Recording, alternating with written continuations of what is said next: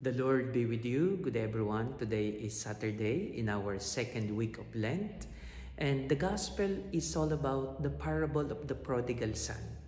But for this reflection, we will not be reflecting or discussing about the prodigal sons. Rather, let us focus on the prodigal father.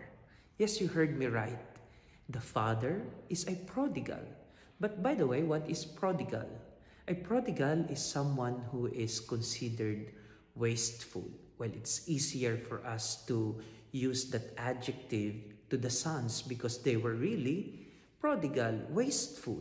But how about the father? In what way the father can be considered wasteful? He wasted his love for his sons who did not reciprocate his love.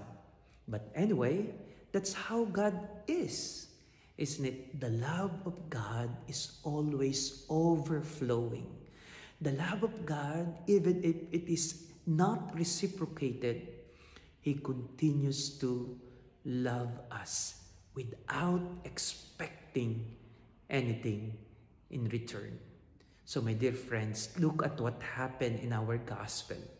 When the youngest son was coming back to the father, it was the father who went out from the house to meet the son. And when the eldest son refused to go inside the house because of his jealousy and anger for celebrating the coming back of his younger brother, it was again the father who went out to meet the elder son. What does it tell us? It tells us one thing. God will always meet us just as we are. God will be seeking for us even before we seek our God. That's how loving our God is. That's how overflowing the mercy, the kindness, the love of God for all of us. He will not wait for us to come to Him.